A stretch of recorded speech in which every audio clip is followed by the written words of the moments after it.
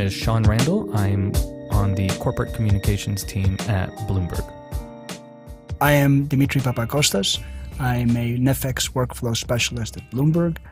Been at Bloomberg for about 9 years, running a group of market specialists. Previously, I was involved in foreign exchange derivatives, structuring desks. Most of my career at Chase, JP Morgan, have traded and run trading operations for a few decades, actually. Hi, my name is Francesco Tonin. I'm a workflow specialist in FX and economics at Bloomberg. Previously, I was a mathematician. I had a tenure research position back in Italy. And then I started working on the sell side, different banks, Morgan Stanley, and then Deutsche Bank. I was an exotic option trader at Deutsche Bank. And then my real love was FX structuring. So I did that at Credit Suisse, and I did that at Citigroup in New York, all of those in New York. And now you are both authors. Congratulations. Thank you very much. Yeah, this is great. Is this the first book for either of you? Absolutely. Both of us. Author's debut book, which came out on what day? Very recently. June 27th was the publication date, yeah. So the name of your book is Foreign Exchange Options and Risk Management. I'm going to hazard a guess that the book is about foreign exchange options and risk management. Yeah, that's right. So we did work, both of us, for a few years, more than a few years, in the sell side, different banks. And that was our passion. That's what we did. And the charm of all that is that it looks like a little bit of an esoteric thing to most of the people, even on the trading floors. It looks like. Yeah, no, it is. It hides a lot of charm and richness behind it. So the effort, we think, that will be done by reading some of those pages will be rewarded massively for the readers. Yeah, here's the thing. It sounds like it's a technical topic, and it is, and that's covered, I think, rigorously. But the truth is, it's a lot about people that have a very cavalier and wild west attitude towards capital markets and what they did. And frankly, it was an unregulated market for the longest period of time. So there's a lot of great stories, much more interesting, I think, sometimes than the Black-Scholes formula. Okay, so let's get down to brass tacks. Tell me exactly what this book is about. What am I going to find in it? Well, there's two tracks on this thing, as I see it. One is that you could look at this and learn a lot of everything you want to know about foreign exchange markets, foreign exchange options markets, risk management, and at different levels. The second track is how we talk about that, which is a bunch of stories of how people react to different situations, to the 2008 crisis, how they react to leverage. And human beings are a funny thing, and when you sit very close to each other for decades on a trading floor, people do some nutty things, and we kind of look at that more closely. Yeah, it's absolutely true. The way I look at it, and we joke about it sometimes, is an hourglass. If you think about an hourglass, it's wide in the top, in the middle is very narrow, then it's wide again. This is the way you learn something. When at the beginning you don't know anything. So it's very wide open. And then we feed the reader with all these technical details, and suddenly those answers accumulate, right? So the reader is all comfortable. They know how things now work. And so that's the narrow point of the hourglass. What happens later is the more you understand, the more deeper questions pop up. And these are the questions that nobody really knows the answer to. So after you get your confidence up, then you get the humility treatment. And at the end of the book, it really opens up again.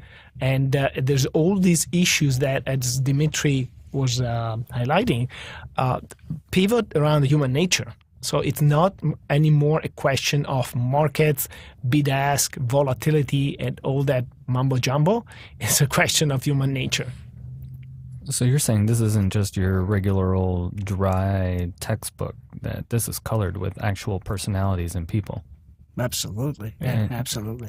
Even naming names? No. No. Okay. We try to keep it as non-offensive as possible. And even in situations, for example, there's one area where we talk about the scandals. We have a full indictment that just came out in January, and we take the names out, although that's public information. We don't. This is not meant to insult or offend anyone or make people uncomfortable. This is meant to highlight what is it that drives people, traders, and what is it that drives customers? What is it that drives the nature of these transactions? So you're getting close to the next question I want to ask is, why did you write this book, and why now? Yeah, I think the book originated by the tremendous upheaval and changes that have been happening in the market. I would say, I don't know if Demetri agrees, but since the great financial crisis, that precipitated, that really blew the lid off, I think. And the consequences really took 5, maybe 10 years, which brings us to now to really play out. But they completely changed the landscape of what the jobs are, how you make money, how you are allowed to make money, the skills that will make you money, and the skills that now are useless. So it's been a fascinating voyage for us to just relate all this, going from back then, as Demetri was saying, very street smart guys just trying to make money, make a buck, to today where the industry is under tremendous pressure and there's a lot of challenges in the industry as a whole. And to be frank, it really impacted our business at Bloomberg as well, right? You have a situation where there was a certain pecking order, if you will, between customers and banks that can really control the foreign exchange markets in many respects. And the transparency and the regulation has changed that relationship. And Bloomberg was always an integral part of that, right? I'll give you an example. We talk about structurers and economists and strategists. Well, banks are now cutting back massively on the groups that would put these deals together that had strategy, 50 strategists around the world telling the customers, oh, this is what's going to happen to the foreign exchange market.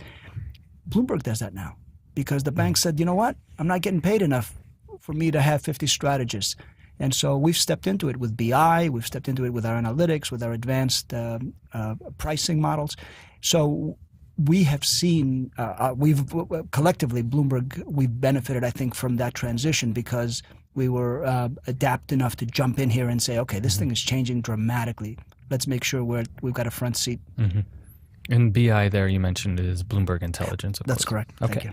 And so I want to touch on a couple of things that both of you mentioned there, but tell me, okay, I know why you did it. It sounds really interesting. Sounds like maybe there's no other volume like this out there. I don't think so. Yeah, I really don't. It sounds arrogant, but there isn't something like that. All right, so good. You have a unique approach and a unique story here and a unique topic. Who is your intended audience? Who's the best reader for this? So I'll tell you a story that many times each year, clients and customers and friends and family call me and they say, okay, tell me what is a handbook of foreign exchange? What can I buy? Where can I find it? Do we publish it? And actually the answer is always no, because as you mentioned before, there is 1 million mathematical books about FX models, quantification of everything, right?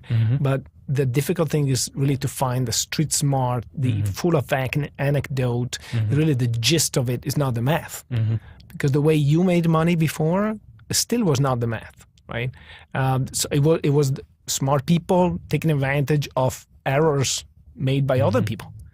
And I think it's important also to mention that we try really not to take sides. And when Demetri was saying, for example, the indictment, that's very important for us to... The indictment of... There's been a lot of legal action against specific traders and banks, obviously institutions, and massive fines levied against what's perceived as either inappropriate behavior in the foreign exchange markets over the last, say, 5 years. So this is those were indictments. So that is a very divisive issue, right? So we don't want to take sides. We have respect for everybody involved. We try to actually be empathetic to the mistakes that people have made, and also to dissect some accusations that maybe need to be examined more carefully.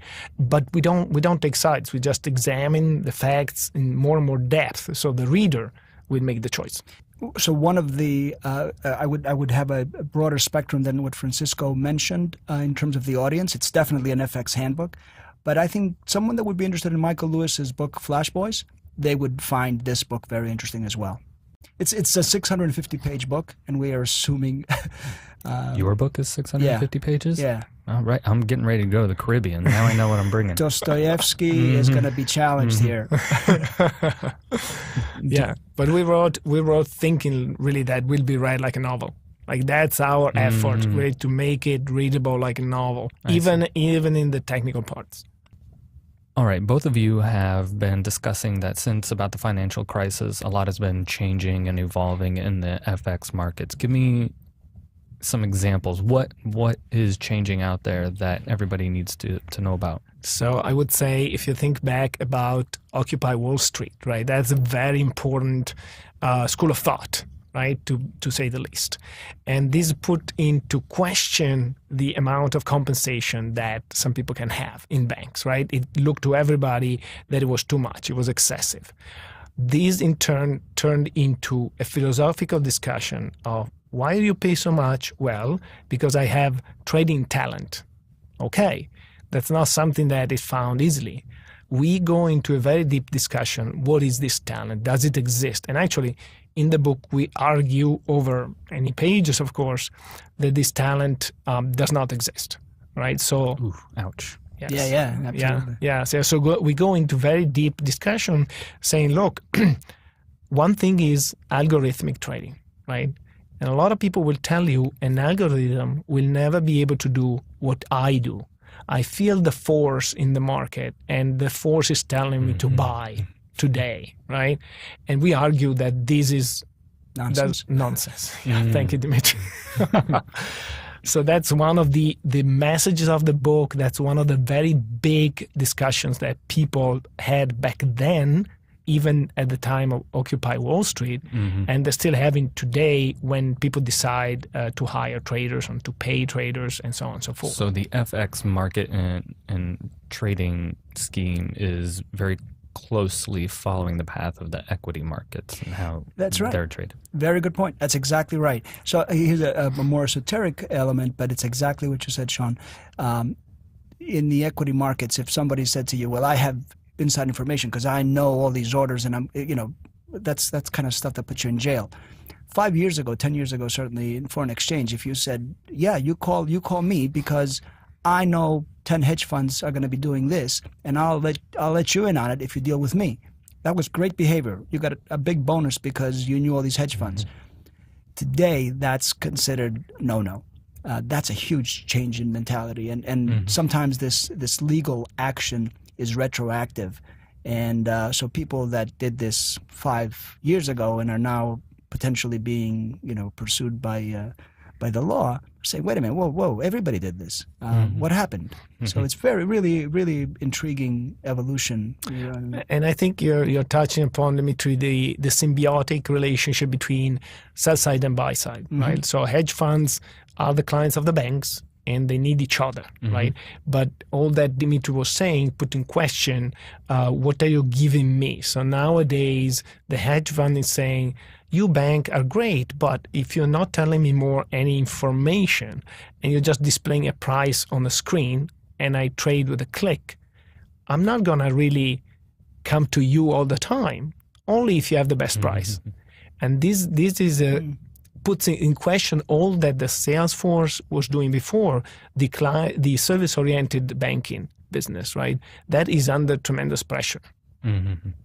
Okay, gentlemen, we're coming to the end of our time. I want to ask you both, and I'll start with you, Francesco. What is the one thing you want listeners to take away from this conversation and from your book? My most important takeaway would be the market doesn't revolve around the math. you need to understand the emotions around it. Unluckily, you need the math to understand the emotions, but math is not the key to it. I guess my takeaway would be a bit more sort of melodramatic, I guess, because I've been in it for a long time. It's a bit of, it's not about, the market has moved to being about people to much more being about the machine and the algorithms, and a lot less collegial in certain respects, if you Yeah. Interesting. Demetri, Francesco, thank you for joining us today. Sean, thank you very much. We really appreciate the opportunity, and thank you for giving us a forum to our colleagues. Thank you, Sean. It was a lot of fun.